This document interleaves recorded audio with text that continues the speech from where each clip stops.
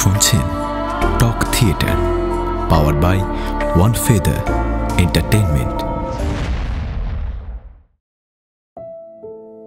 যারা চলে যায় তারা রেখে যায় স্মৃতিটুকু। সেই স্মৃতিটুকু নিয়ে আমাদের জীবনের শেষ পর্যন্ত বেঁচে থাকতে হয়। নমস্কার, আপনাদের সকলকে স্বাগত জানাই টক থিয়েটারের অফিসিয়াল ইউটিউব চ্যানেলে, powered by one feather entertainment.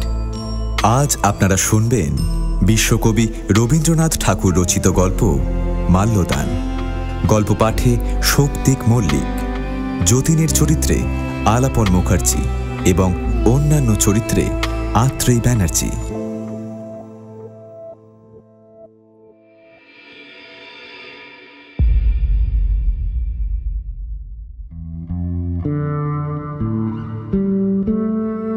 সকালবেলায় শীত শীত লাগছিল।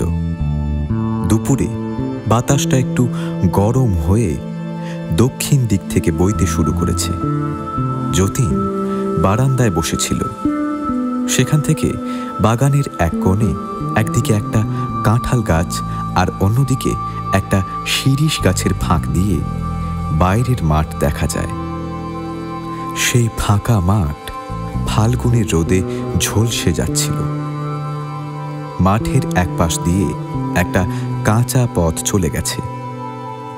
সেই পথে বোঝাই খালাস গরুর গাড়ি আস্তে আস্তে গ্রামের দিকে ফিরছে। গাড়োয়ান মাথায় গামছা দিয়ে অলসভাবে গান গাইছে।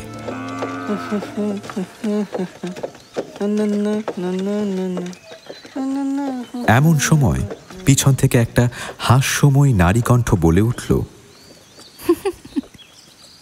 কি যতীন, বলি পূর্বজন্মের কারুর কথা ভাবছ নাকি? যতীন বলল, কেন পটল, আমি কি এতই হতভাগা যে ভাবতে গেলেই পূর্বজন্মের কথা টেনে আনতে হবে? আত্মীয় স্বজনের মধ্যে পটল নামে পরিচিত এই মেয়েটি উত্তরে বলল, আর মিথ্যা বড়াই করো না তো, তোমার ইহজন্মের সব খবরই তো আমি জানি। ছি ছি ছি, এত বয়স হলো তবু একটা সাধারণ বউ বাড়িতে আনতে পারলে না? আমার যে ধনা মালিটা আছে তারও তো একটা বউ আছে। সে তার সঙ্গে দিনে দুবার ঝগড়া করে পাড়ার সবাইকে জানিয়ে দেয় যে তার বউ আছে। আর তুমি মাঠের দিকে এমনভাবে তাকিয়ে আছো যেন কোনো চাঁদ মুখের ধ্যান করছো। এসব চালাকি কি আমি বুঝি না? এগুলো শুধু লোক দেখানো ভাঁড়ামো। শোনো যতীন, চেনা বামুনের পইতে লাগে না। আর আমাদের ধনা তো কখনো এরকম মাঠের দিকে তাকিয়ে থাকে না। সবচেয়ে বড় বিচ্ছেদের দিনেও তাকে নিরানি হাতে গাছের তলায় কাজ করতে দেখেছি, কিন্তু তার চোখে তো এমন ঘোলাটে ভাব দেখিনি। আর তুমি মশাই 7 জন্ম বউ দেখনি, শুধু হাসপাতালের মরা কাটা আর বই মুখস্থ করে বয়স কাটিয়েছ। তুমি এমন দুপুরে আকাশের দিকে গদগদ হয়ে তাকিয়ে থাকো কেন? না, এসব শুধু ফালতু চালাকি। আমার একদম এইসব ভালো লাগে না, গা জ্বালা করে। যতীন হাত জোর করে বলল, ওরে থাক থাক থাক, আর নয়। আর আমাকে লজ্জা দিও না। তোমার ধনাই ধন্য, আমি ওর আদর্শেই চলার চেষ্টা করব। আর কথা নয়, কাল সকালবেলা উঠেই যে কাঠকুড়ুনির মুখটা আমি দেখতে পাবো তার গলাতেই আমি মালা পরিয়ে দেব। আর এই ধিক্কার সহ্য হয় না। তবে এই কথা রইল তো? ওই কথাই রইল। ঠিক আছে, তবে এসো। যাব? কোথায় যাব? আহা, আরে এসোই না। না না, তুমি আবার কিছু দুষ্টুমি করবে। আমি বাবা এখান থেকে নড়ছি না। আচ্ছা, তাহলে এখানেই বসো। বলেই সে দ্রুত পায়ে চলে গেল।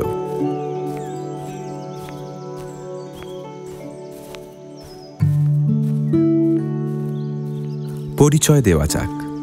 যতীন আর পটলের বয়সে মাত্র 1 দিনের তফাৎ। পটল যতীনের চেয়ে 1 দিনের বড়, তাই যতীন তাকে কোনো রকমের সম্মান দেখাতে রাজি নয়। দুজন খুড়তুতো জাটতুতো ভাই বোন। ছেলেবেলা থেকেই একসাথে খেলে এসেছে। দিদি না বলে পটল যতীনকে নাম ধরে ডাকায় ছোটবেলায় বাপ খুড়ার কাছে অনেক নালিশ করেছে, কিন্তু কোনো শাসনেই কাজ হয়নি। এমনকি একটা ছোট ভাইয়ের কাছেও তার পটল নাম ঘোচেনি। পটল বেশ মোটা সোটা, গোলগাল, প্রফুল্লতায় ভরা। তার কৌতুক প্রিয় হাসি সামাজিক কোনো শক্তি দমিয়ে রাখতে পারেনি। শাশুড়ির কাছেও সে কখনো গম্ভীর হতে পারেনি। প্রথম দিকে এ নিয়ে অনেক কথা উঠলেও শেষ পর্যন্ত সবাই হার মানতে বাধ্য হয়েছিল। ওর স্বভাবই এমনকি পটলের অদম্য প্রফুল্লতার সামনে গুরুজনের গাম্ভীর্য ধুলোয় মিশে যেত। পটল চারপাশের কোনো বিষণ্ণতা, মন খারাপ বা দুশ্চিন্তা সহ্য করতে পারত না। অবিরাম গল্প, হাসি আর ঠাট্টায় তার চারপাশের হাওয়াও যেন চাঙ্গা হয়ে উঠত। পটলের স্বামী হরকুমার বাবু ডেপুটি ম্যাজিস্ট্রেট ছিলেন। বিহার থেকে বদলি হয়ে কলকাতার আবকারি বিভাগে চাকরি পেয়েছেন। প্লেগের ভয়ে বালিতে একটা বাগানবাড়ি ভাড়া নিয়ে থাকেন। সেখান থেকে কলকাতায় যাতায়াত করেন। আবকারি পরিদর্শনের কাজে তাকে প্রায় মফস্বলে যেতে হতো বলে দেশ থেকে মা এবং আরও দু একজন আত্মীয়কে আনতে চলেছেন। এমন সময় ডাক্তারি পাশ করা নতুন, এখনও পসার জমানো হয়নি এমন যতীন বোনের নিমন্ত্রণে সপ্তাহখানেকের জন্য সেখানে এসেছে। কলকাতার গলি থেকে প্রথম দিন গাছপালার মধ্যে এসে যতীন ছায়াময় নির্জন বারান্দায় ফাল্গুন দুপুরের মায়ায় ডুবে বসেছিল। এমন সময় আগের সেই উৎপাত আবার শুরু হলো। পটল চলে যাওয়ার পর সে একটু নিশ্চিন্ত হয়ে আরাম করে বসল।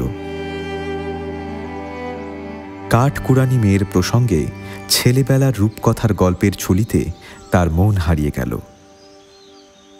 হঠাৎ পটলের হাসি মাখা কণ্ঠে সে চমকে উঠল। পটল আরেকটি মেয়ের হাত ধরে জোরে টেনে এনে যতীনের সামনে দাঁড় করালো। বলল, কুরানি, ও কুরানি, একবার মুখখানা তোল দেখি। যতীন দেখল পটল তার সঙ্গে একটি মেয়েকে কোথা থেকে যেন ধরে এনে তার সামনে দাঁড় করালো। মেয়েটি মুখ নিচু করে কাঁচুমাচু ভঙ্গিতে দাঁড়িয়ে। পটল তাকে আবার ডাকতেই সে কেবল একটুখানি মুখখানি তুলে বলল, কি দিদি? বলি, আমার এই ভাইটা কেমন একবার দেখ তো। মেয়েটি বিনা সংকোচে যতীনকে দেখতে লাগল। পটল জিজ্ঞেস করল, কেমন, ভালো দেখতে না? মেয়েটি গম্ভীরভাবে বিচার করে মাথা নেড়ে বলল, হ্যাঁ, ভালো।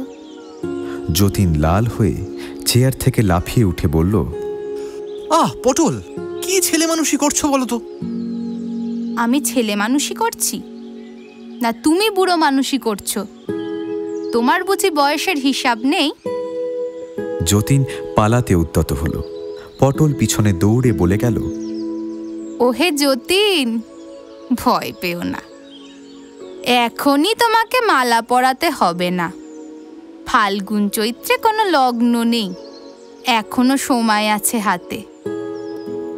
পটল যাকে কুড়ানি বলে ডাকে সে মেয়েটি অবাক হয়ে দাঁড়িয়ে রইল। তার বয়স 16 হবে। শরীর পাতলা, মুখ সৌন্দর্য বিশেষ উল্লেখযোগ্য না, তবে মুখে একটা অসাধারণ ভাব আছে, যেন বনের হরিণের মতো। সরল ভাষায় তাকে নির্বোধ বলা চলে, কিন্তু সেটা বোকামি নয়, শুধু বুদ্ধির অপরিপক্কতা, যা তার মুখের সৌন্দর্য নষ্ট না করে বরং একটু বিশেষত্ব দিয়েছে। সন্ধ্যায় হরকুমার বাবু কলকাতা থেকে ফিরে যতীনকে দেখে বললেন, এই যে যতীন, তা ভালোই হয়েছে তুমি এসে গেছো। তা তোমাকে একটু ডাক্তারি করতে হবে ভাই। পশ্চিমে দুর্ভিক্ষের সময় থেকেই আমরা একটা মেয়েকে মানুষ করছি। পটল তাকে কুরানি বলে ডাকে। ওর মার বাবা ওই মেয়েটাকে নিয়ে আমাদের বাংলোর গাছতলায় পড়েছিল। আমরা খবর পেয়ে গিয়ে দেখি যে ওর বাপ মাটা মরে গেছে। মেয়েটার ভেতরে প্রাণ বাকি ছিল কিছুটা। পটল অনেক যত্ন করে ওকে বাঁচিয়েছে, বুঝলে। ওর জাত কেউ জানে না। এই নিয়ে কেউ আপত্তি করলে পটল বলে যায়, ও তো দ্বিজ, একবার মরে আবার আমাদের ঘরে জন্মেছে। ওর আগের ওসব জাতপাত সব ঘুচে গেছে। প্রথমে মেয়েটা পটলকে মা বলতে শুরু করেছিল। পটল তখন ধমক দিয়ে বলতো, খবরদার, আমাকে মা বলিস না, তুই বরং আমাকে দিদি বলিস। এত বড় মেয়ে মা বললে যে নিজেকে বুড়ি মনে হয়। বোধহয় দুর্ভিক্ষের সময় অনাহারে বা অন্য কোনো কারণে ওর মাঝে মাঝে পেটে ব্যথা হয়। ব্যাপারটা কি তোমাকে ভালো করে পরীক্ষা করতে হবে। ওরে তুলসী, কুড়ানিকে ডেকে আনতো। কুড়ানি চুল বাঁধতে বাঁধতে অর্ধেক পেনি পিঠে দুলিয়ে হরকুমার বাবুর ঘরে এলো। তার হরিণ চোখ দুটি দুজনের দিকে স্থির করে রইল। যতীন ইতস্তত করছে দেখে হরকুমার তাকে বললেন, আহা, অকারণে সংকোচ করছো কেন ভাই? ওকে দেখতে বড় সড়ো ঠেকলেও ভেতর থেকে এখনো কাঁচা ডাবের মতো, শুধু জল ছল করছে। শ্বাস তো দূরে থাক। ও কিছুই বোঝে না। ওকে নারী ভেবে ভুল করো না। ও তো বনের হরিণ শাবক। যতীন তার ডাক্তারি কর্তব্য শুরু করল। কুড়ানি একটুও সংকোচ করল না। যতীন বলল, শরীরে তো তেমন কিছু গোলমাল দেখছি না। এমন সময় পটল ফস করে ঘরে ঢুকে বলল, হৃদযন্ত্রেরও কোনো গোলমাল হয়নি? পরীক্ষা করে দেখতে চাও নাকি? বলে কুড়ানির কাছে গিয়ে তার চিবুক স্পর্শ করে বলল, ও কুড়ানি, আমার এই ভাইটিকে তোর পছন্দ হয়েছে? কুড়ানি মাথা নেড়ে বলল, হ্যাঁ। পটল জিজ্ঞেস করল, আমার ভাইকে তুই বিয়ে করবি? সে আবার মাথা নেড়ে বলল, করব। পটল আর হরকুমার বাবু হেসে উঠলেন। কুড়ানি মজাটা না বুঝে তাদের দেখা দেখি মুখ ভর্তি হাসি নিয়ে তাকিয়ে রইল। যতীন লাল হয়ে উঠে ব্যস্ত হয়ে বলল, পটল, তুমি বড্ড বাড়াবাড়ি করছো।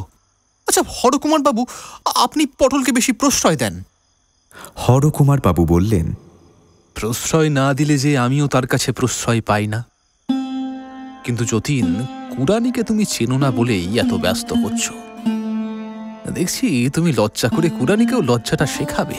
হ্যাঁ, ওকে জ্ঞান বৃক্ষের ফলটা খাইও না ভাই। সবাই ওকে নিয়ে মজা করে।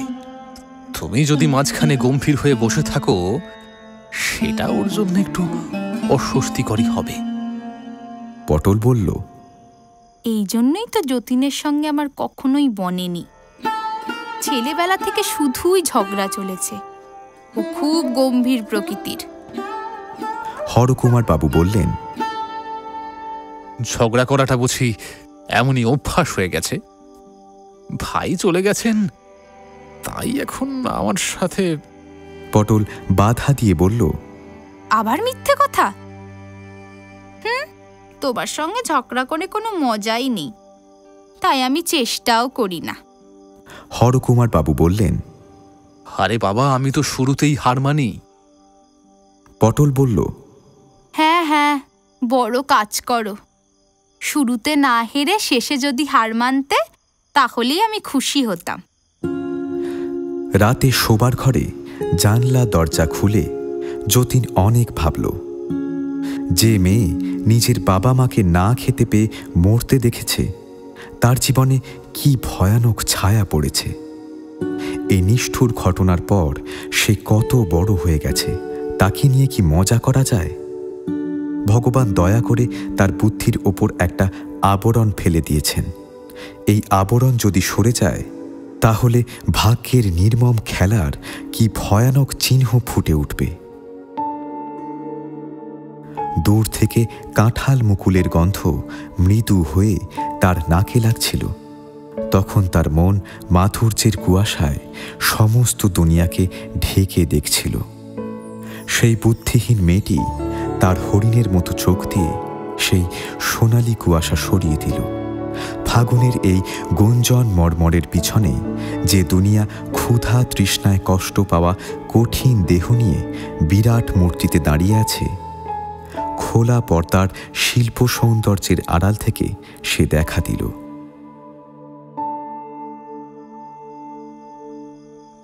পরদিন সন্ধ্যায় কুড়ানির সেই ব্যথা শুরু হলো। পটল তড়িঘড়ি যতীনকে ডাকতে পাঠালো। যতীন এসে দেখল কষ্টে কুড়ানির হাত পায়ে খিঁচ ধরে গেছে, শরীর শক্ত হয়ে গেছে। যতীন ওষুধ আনতে পাঠিয়ে বোতলে গরম জল আনতে বলল। পটল বলল, বড়সড় ডাক্তার হয়েছ, পায়ে একটু গরম তেল মালিশ করে দাও না। দেখছো না পায়ের তলাটা কেমন ঠান্ডা হয়ে গেছে। যতীন রোগীর পায়ের তলায় জোরে গরম তেল মালিশ করতে লাগল। চিকিৎসায় রাত অনেক হয়ে গেল। হরকুমার কলকাতা থেকে ফিরে বারবার কুড়ানির খবর নিতে লাগলেন। যতীন বুঝল সন্ধ্যায় অফিস থেকে ফিরে পটল না পেয়ে হরকুমারের অবস্থা শোচনীয়, তাই ঘন ঘন কুড়ানির খবর নিচ্ছেন। যতীন বলল, হরকুমার বাবু ছটফট করছেন, তুমি এখন যাও পটল। পটল বলল, পরের দোহাই তো দেবেই। কে ছটফট করছে তা কি আমি বুঝি না? এদিকে কথায় কথায় লজ্জায় শুধু মুখ লাল হয়ে ওঠে। তোমার পেটে এত ছিল তাকে জানতো? যতীন বলল, আচ্ছা দোহাই তোমার, তুমি এখানেই থাকো, রক্ষা করো। তোমার মুখ বন্ধ হলে বাঁচি। আমি ভুল বুঝেছিলাম, হরকুমার বাবু নিশ্চয়ই শান্তিতেই আছেন। এমন সুযোগ তো আর সব সময় মেলে না। কুড়ানি সুস্থ হয়ে চোখ খুলতেই পটল বলল, ও কুড়ানি, তোকে জাগাতে তোর বর আজ কতক্ষণ ধরে তোর পায়ে হাত বুলিয়ে সাধলো, তাই বুঝি এত দেরি করলি? ছি ছি, ওর পায়ের ধুলো নে। কুড়ানি কর্তব্যবোধে গম্ভীরভাবে যতীনের পায়ের ধুলো নিল। যতীন তড়িঘড়ি ঘর থেকে বেরিয়ে গেল। এর পরদিন থেকে যতীনের ওপর সত্যিকারের উৎপাত শুরু হলো। যতীন খেতে বসেছে, এমন সময় কুড়ানি নির্লজ্জভাবে পাখা নিয়ে তার মাছি তাড়াতে শুরু করল। যতীন ব্যস্ত হয়ে বলল, থাক থাক, দরকার নেই। কুড়ানি এই নিষেধে আশ্চর্য হয়ে পিছনের ঘরের দিকে একবার তাকিয়ে আবার পাখা নাড়া শুরু করল। যতীন লুকিয়ে থাকা পটলের উদ্দেশ্যে বলল, পটল, তুমি যদি এভাবে আমাকে জ্বালাতন করো, আমি তাহলে খাবো না, এই উঠলাম। বলে উঠে দাঁড়াতেই কুড়ানি পাখা ফেলে দিল। যতীন দেখল মেয়েটির নির্বোধ মুখে তীব্র কষ্টের ছাপ। সঙ্গে সঙ্গে অনুতপ্ত হয়ে সে আবার বসে পড়ল। কুড়ানি যে কিছু বোঝে না, লজ্জা পায় না, কষ্ট বোঝে না, এ কথা যতীনও বিশ্বাস করতে শুরু করেছিল। আজ হঠাৎ দেখল সব নিয়মেরই ব্যতিক্রম আছে, আর কখন সেই ব্যতিক্রম ঘটবে তা আগে থেকে কেউ বলতে পারে না। কুড়ানি পাখা ফেলে চলে গেল।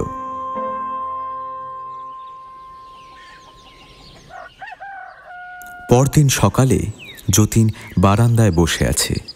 গাছপালার ভেতর কোকিল খুব ডাকাডাকি শুরু করেছে। আমের বোলের গন্ধে বাতাস ভারী হয়ে উঠেছে। এমন সময় সে দেখে কুড়ানি চায়ের কাপ হাতে নিয়ে যেন একটু দোটানায় পড়ে গেছে। তার হরিণ চোখে একটা মলিন ভয়। যতীন চা নেবে তো নাকি বিরক্ত হবে, সে যেন বুঝে উঠতে পারছিল না। যতীন মনে কষ্ট পেয়ে উঠে গিয়ে তার হাত থেকে পেয়ালাটা নিয়ে নেয়। মনে হলো এই মানব জন্মের হরিণ ছানাটিকে তুচ্ছ কারণে কি কষ্ট দেওয়া যায়। যতীন পেয়ালাটা নিয়েই দেখে বারান্দার অন্য প্রান্তে পটল হঠাৎ এসে নিঃশব্দে হেসে যতীনকে কিল দেখায়। ভাবটা এমন, কিরে ধরা পড়ে গেছিস তো। সেই সন্ধেবেলা যতীন একটা ডাক্তারি কাগজ পড়ছিল। এমন সময় হঠাৎ ফুলের গন্ধে চমকে উঠে দেখে কুড়ানি বকুলের মালা হাতে ঘরে ঢুকেছে। যতীন মনে মনে বলল, এটা খুব বাড়াবাড়ি হয়ে যাচ্ছে, এত প্রশ্রয় দেওয়া উচিত নয়। পটলের মতো নিষ্ঠুর কুড়ানিকে বলল, ছি ছি কুড়ানি, তোমাকে নিয়ে তোমার দিদি এত মজা করছে, তুমি বুঝতে পারছো না? কথা শেষ হওয়ার আগেই কুড়ানি লজ্জায় আর কষ্টে সরে যেতে চায়। তখন যতীন তাড়াতাড়ি ডেকে বলে, কই কুড়ানি, দাও তো, কই দেখি তোমার মালাখানা দেখি। বলে মালাটা তার হাত থেকে নিয়ে নেয়। কুড়ানির মুখে একটা আনন্দের ঝিলিক ছড়িয়ে পড়ে। ঠিক তখনই অন্তরাল থেকে এক রাশ উচ্ছ্বাসের হাসি শোনা যায়। পরদিন সকালে পটল যতীনের ঘরে দস্যিপনা করতে গিয়ে দেখে ঘর ফাঁকা, শুধু একটা কাগজে লেখা, পালালাম শ্রী যতীন। পটল চেঁচিয়ে বলে, কুড়ানি, তোর বর যে পালিয়ে গেছে, ধরে রাখতে পারলি নে। বলেই কুড়ানির বেনি ধরে ঝাঁকিয়ে পটল ঘরের কাজে চলে যায়। কথাটা বুঝতে কুড়ানির একটু সময় লাগে। সে ছবির মতো দাঁড়িয়ে থাকে, স্থির চোখে সামনে তাকিয়ে। তারপর ধীরে ধীরে যতীনের ঘরে এসে দেখে ঘর খালি। তার আগের সন্ধে দেওয়া বকুলের মালাটা টেবিলের উপর পড়ে আছে।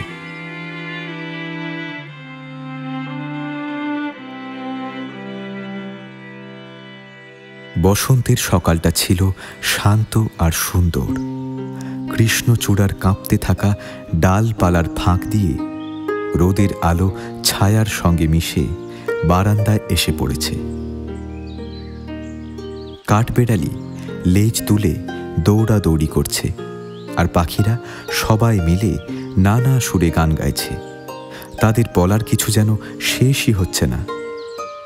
এই পৃথিবীর এক কোণায় রোদ আর ছায়ায় ঘেরা এই ছোট্ট জগৎটায় জীবনের আনন্দ যেন ফুটে উঠেছে।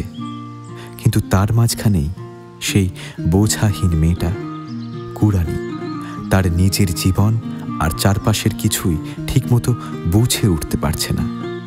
সব কিছুই তার কাছে এক রহস্য। কি হলো, কেন এমন হলো? তারপর এই সকাল, এই ঘর, এই সব কিছু হঠাৎ এত ফাঁকা ফাঁকা কেন লাগছে? যে মেয়ের বুঝবার শক্তি কম, তাকে কেউ হঠাৎ একদিন নিজের মন ভরা কষ্টের গভীরে ফেলে দিল, অথচ কোনো আলোও দিল না। এই প্রাণে ভরা প্রকৃতির ভেতর থেকে, গাছপালা পাখিদের এই আনন্দে ভুলে থাকা জগৎ থেকে কে আবার তাকে টেনে তুলবে এই অতুলান্ত নিশ্চিত অন্ধপাক থেকে? পটল ঘরের কাজ শেষ করে কুড়ানিকে খুঁজতে গিয়ে দেখে সে যতীনের ফেলে যাওয়া ঘরে তার খাটের পায়া জড়িয়ে মাটিতে পড়ে আছে। শূন্য বিছানাটাকে যেন সে পায়ে ধরে সাধছে। তার বুকের ভেতর যে একটা সুধার পাত্র লুকানো ছিল, সেইটাই যেন সে শূন্য তার চরণে বৃথা আশ্বাসে উপর করে ঠেলে দিয়ে সকাতরে মিনতি করছে, নাও, আমাকে নাও, ওগো দয়া করে আমাকে নাও। ও কি হচ্ছে কুড়ানি? কুড়ানি ওঠে না, যেভাবে পড়েছিল সেইভাবেই পড়ে থাকে। পটল কাছে গিয়ে ছোঁয়া মাত্র সে হাউমাউ করে কেঁদে ওঠে। পটল তখন চমকে উঠে বলে, আরে পোড়ার মুখী, সর্বনাশ করেছিস রে তুই। মরেই গেছিস তুই ভালোবেসে। পরে পটল হরকুমার বাবুকে সব জানিয়ে বলে, হে কি বিপদ ঘটল, তুমি কি করছিলে বলো তো, কেন আমাকে আগে থামালে না? হরকুমার বলে, তোমাকে থামানোর অভ্যাস তো আমার কোনোদিনই ছিল না, আর বললেই কি তুমি শুনতে? তুমি কেমন স্বামী? আমি যদি ভুল করি তুমি আমাকে জোর করে থামাতে পারো না? আমাকে এটা খেলতে দিলে কেন? এই বলে সে ছুটে গিয়ে মাটিতে পড়ে থাকা কুড়ানির গলা ছড়িয়ে ধরে বলে, লক্ষ্মী বোন আমার, তোর যদি কিছু বলার থাকে বল, সবটা আমাকে খুলে বল। আহারে, কুড়ানির এমন কোনো ভাষা নেই যেটা সে নিজের মনের কথাগুলো বলতে পারে। সে শুধু বুক দিয়ে তার গভীর বোঝা না যাওয়ার বেদনাটাকে চেপে ধরে আছে। এই কষ্টটা আসলে কি? দুনিয়ায় আর কারো এমন কি হয় না? মানুষ এটাকে কি নামে ডাকে সে কিছুই জানে না। সে শুধু কাঁদতে পারে, আর কিছু নয়। পটল বলে, কুড়ানি, তোর দিদি বড় খারাপ, তাই না রে? কিন্তু তার কথা যে তুই এমন ভাবে বিশ্বাস করবি আমি কখনো কল্পনাও করিনি।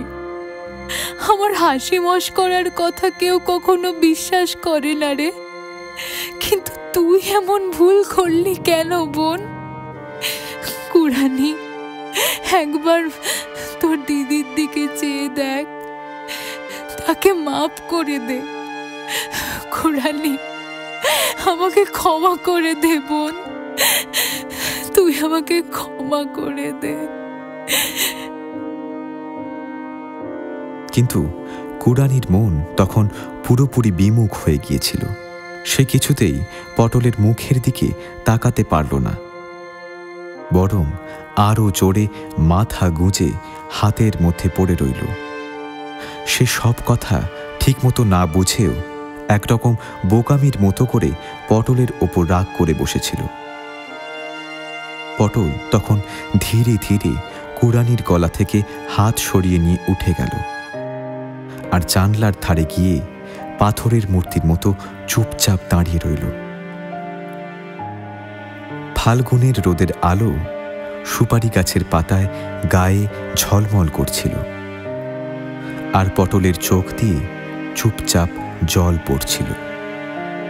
পরদিন কুড়ানিকে আর পাওয়া গেল না। পটল তাকে খুব আদর করে সাজাতো, গয়না পরাতো, সুন্দর কাপড় দিত। নিজে সাজে গোজে আগ্রহী না হলেও কুড়ানিকে সাজিয়েই সে যেন নিজের শখ মেটাত। সে যতদিন ধরে নিজের কাছে যা কিছু জমিয়ে রেখেছিল, সব গয়না, সব কাপড়, সব পড়েছিল কুড়ানির ঘরের মেঝেতে। তার পরা বালা, নাকে পড়া ছোট লবঙ্গ ফুল, সব কিছুই সে খুলে রেখে গেছে, যেন সে পটল দিদির এতদিনের সমস্ত আদর নিজের শরীর থেকে মুছে ফেলতে চেয়েছে। হরকুমার বাবু তখন কুড়ানিকে খুঁজে পেতে পুলিশের সাহায্য নিল। সেবার প্লেগে চারিদিকে এমন ভয়ের পরিবেশ হয়েছিল, এত লোক চারিদিকে পালিয়ে যাচ্ছিল যে এত পলাতকের মধ্যে কাউকে আলাদা করে খুঁজে বের করা পুলিশের পক্ষে খুব কঠিন হয়ে দাঁড়ায়। দু চারবার ভুল লোক খুঁজে পেয়ে হরকুমার বাবু শুধু লজ্জা আর দুঃখই পেলেন। শেষে তিনি কুড়ানির আশা ছেড়ে দিলেন। যে মেয়েটাকে একসময় অজানার আধার থেকে পাওয়া গিয়েছিল, সে আবার সেই অজানার মধ্যেই হারিয়ে গেল। যতীন তখন প্লেগ হাসপাতালে চিকিৎসকের দায়িত্ব নিয়েছিল। একদিন দুপুরে বাড়ি থেকে খেয়ে হাসপাতাল ফিরে এসে শুনল মেয়েদের ওয়ার্ডে একজন নতুন রোগী নিয়ে এসছে। পুলিশ রাস্তায় তাকে কুড়িয়ে পেয়েছে। যতীন মেয়েটিকে দেখতে গেল। মেয়েটির মুখটা চাদরে ঢাকা ছিল। যতীন প্রথমেই তার হাত তুলে নাড়ি দেখল। জ্বর তেমন বেশি নেই, কিন্তু শরীর একেবারে দুর্বল। তারপর পরীক্ষা করতে মুখের চাদর সরিয়ে দেখল মেয়েটি আর অন্য কেউ নয়, কুড়ানি। এই মেয়েটির সব কথা আগেই পটলের কাছ থেকে শুনেছিল যতীন। অভিব্যক্তিহীন চোখের ভাষায় কুড়ানির সেই হরিণ চোখ দুটো তার মনোযোগের ফাঁকে ফাঁকে সবসময় একটা নীরব কাতরতা ছড়িয়ে দিত। আজ সেই চোখ আধা বোঝা, ক্লান্ত। পাপড়ির ছায়া কুড়ানির শুকনো গালে কালচে দাগ টেনেছে। দেখেই যতীনের বুকটা হঠাৎ ভেঙে পড়ল। একটা মেয়েকে ভগবান এত আদর করে ফুলের মতো নরম করে গড়েছেন, আর তাকেই আজ দুর্ভিক্ষ আর মহামারীর মাঝে ভাসিয়ে দিলেন। এই মেয়েটা যে বিছানায় ক্লিষ্ট হয়ে পড়ে আছে, তার এত অল্প বয়সেই কেন এত দুঃখ, এত বিপদ? আর এই মেয়েটার জীবনে হঠাৎ তৃতীয় একটা সংকট হয়ে যতীনই বা কোথা থেকে এসে জড়িয়ে পড়ল কেন? গভীর দীর্ঘশ্বাস উঠল যতীনের বুকে। তবু সেই দুঃখের মধ্যেই যেন তার হৃদয়ে এক ধরনের সুখের সুর বেজে উঠল। এই যে ভালোবাসা, যা দুনিয়ায় খুবই দুর্লভ, সেটাই যেন হঠাৎ একদিন বসন্ত দুপুরের এক মাধবীলতার মতো তার পায়ের কাছে ঝরে পড়ল। আর সেই ভালোবাসা মৃত্যুর দোরগোড়া পর্যন্ত এসে যখনও হার মানে না, তখন সেটা তো যেন ঈশ্বরের দেওয়া উপহার। যতীন কুড়ানির পাশে বসে তাকে একটু একটু করে গরম দুধ খাওয়াতে লাগল। অনেকক্ষণ পরে একটা দীর্ঘশ্বাস ফেলে কুড়ানি চোখ খুলল। যতীনের মুখের দিকে তাকিয়ে যেন দূর কোনো স্বপ্ন থেকে তাকে চিনে নেওয়ার চেষ্টা করল। যতীন যখন তার কপালে হাত রেখে ধীরে বলে উঠল, কুড়ানি, তখন কুড়ানির ঘোর যেন হঠাৎ কেটে গেল। সে চিনে ফেলল যতীনকে, আর তখনই তার চোখে এক ধরনের কোমল স্নিগ্ধ সচলতা ভেসে উঠল, যেন বর্ষাকালের আকাশ ধীরে ধীরে মেঘে ঢাকা পড়ছে। যতীন বলল, এই দুধটা শেষ করে ফেলো কুড়ানি।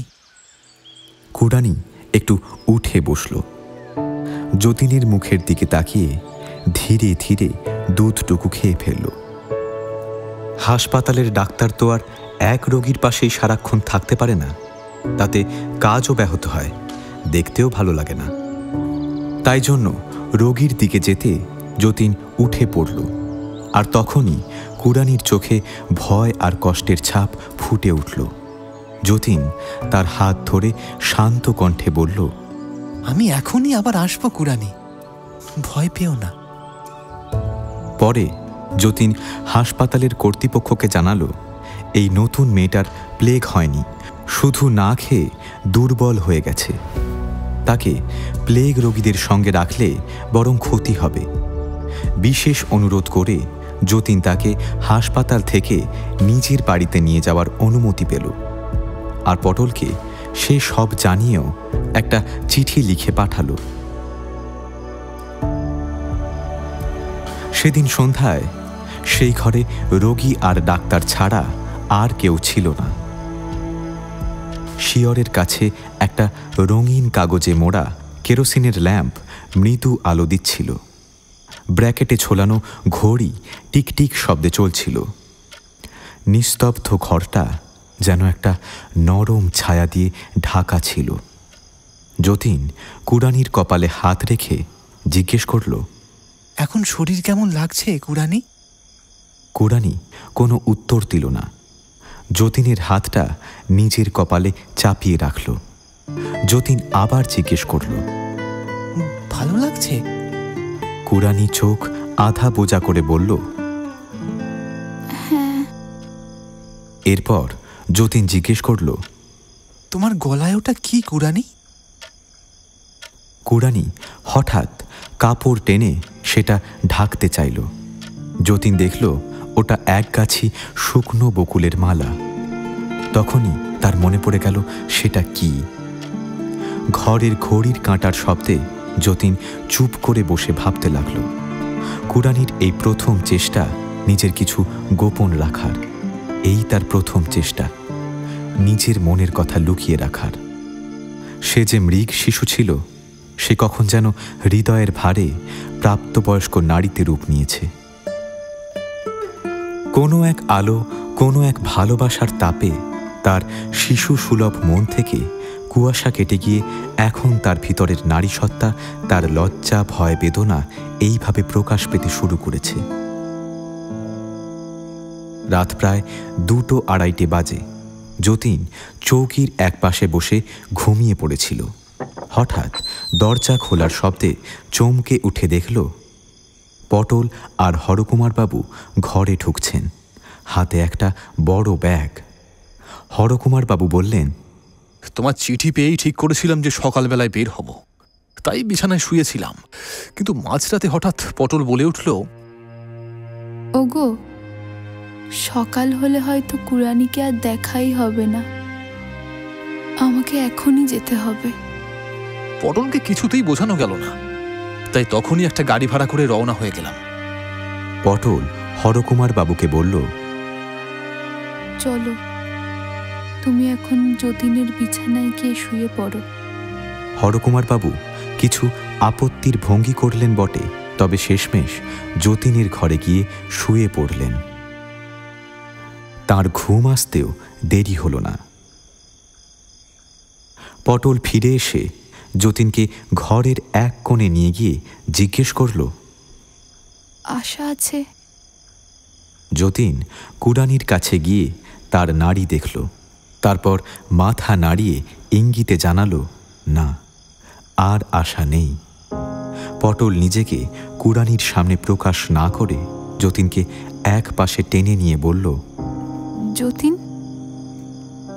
সত্যি করে বলো, তুমি কি কুড়ানিকে ভালোবাসো না? যতীন কোনো উত্তর না দিয়ে চুপচাপ কুড়ানির পাশে গিয়ে বসে পড়ল। তার হাতটা ধরে নেড়ে দিয়ে বলল, কুড়ানি, কুড়ানি। কুড়ানি চোখ মেলে মুখে একটুখানি শান্ত মধুর হাসির আভাস এনে বলল, কি দাদা বাবু? যতীন বলল, কুড়ানি, তোমার এই মালাটা আমার গলায় পরিয়ে দাও। কুড়ানি অনিমেষ চোখে যতীনের মুখের দিকে তাকিয়ে রইল। যতীন আবার বলল, কি হলো, তোমার মালাটা আমাকে দেবে না? এই স্নেহ ভরা প্রশ্ন শুনে কুড়ানির মনে অতীতের অবহেলার একটুখানি অভিমান যেন ফিরে এলো। সে বলল, কি হবে দাদা বাবু? যতীন তার 2 হাত ধরে বলল, তোমাকে আমি ভালোবাসি কুড়ানি। এই কথা শুনে কিছুক্ষণ কুড়ানি একেবারে চুপ হয়ে রইল। তারপর হঠাৎ তার চোখ দিয়ে অঝরে জল ঝরতে লাগল। যতীন বিছানার পাশে হাঁটু গেড়ে বসে তার হাতের কাছে মাথা ঝুঁকিয়ে রাখল। কুড়ানি গলা থেকে শুকনো বকুল ফুলের মালা খুলে যতীনের গলায় পরিয়ে দিল। ঠিক তখনই পটল কাছে এসে ডাকল, কুড়ানি। কুড়ানি শান্ত মুখে বলল, কি দিদি? পটল তার হাত ধরে বলল, তোর আমার উপরে কোনো রাগ নেই তো বোন? কুড়ানি কোমল চোখে তাকিয়ে বলল, না দিদি। পটল বলল, যতীন, তুমি একবার অন্য ঘরে যাও তো। যতীন পাশের ঘরে চলে গেলে পটল ব্যাগ খুলে কুড়ানির জন্য আনা সব গয়না জামাকাপড় বের করল। কুড়ানিকে নাড়াচাড়া না করে ধীরে ধীরে তার পরনের মলিন কাপড়ের ওপর একখানা লাল বেনারসি শাড়ি পরিয়ে দিল।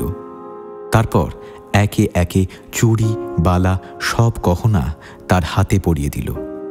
এরপর ডাকল, যতীন। যতীন এলে পটল তাকে কুড়ানির সোনার হার দিল। যতীন সেই হার কুড়ানির গলায় পরিয়ে দিল। মাথা তুলে আদর করে দিল। ভোরের আলো তখন জানলা দিয়ে ঘরে ঢুকছে। আলো এসে পড়ল কুড়ানির মুখে, কিন্তু সে আলো আর কুড়ানি দেখতে পেল না। তার মুখে যেন একটা প্রশান্ত অনন্ত সুখে ভেসে থাকা হাসি। দেখলে মনে হয় সে বুঝি মরে যায়নি, বরং এক গভীর সুখ স্বপ্নে ডুবে গেছে। যখন তার নিথর দেহটি নিয়ে যাওয়া হচ্ছিল, পটল তার বুকে পড়ে কাঁদতে কাঁদতে বলল, ওরে পোড়ার মুখে, তোর ভাগ্য খুব ভালো। তোর মৃত্যু যে তোর জীবনের থেকেও সুন্দর। যতীন তখন কুড়ানির সেই শান্ত স্নিগ্ধ মুখপানে চেয়ে ভাবছিল, যার ছিল তিনি নিয়ে গেলেন, কিন্তু আমাকে একেবারে শূন্য করে দেননি।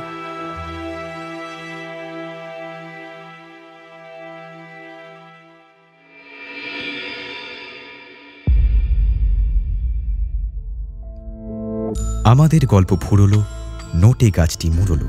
তাহলে আজ আসি, আবার আসবো পরের বুধবার ঠিক রাত 9:30 নতুন একটি গল্প নিয়ে টক থিয়েটারের অফিসিয়াল ইউটিউব চ্যানেলে, powered by one Feather entertainment.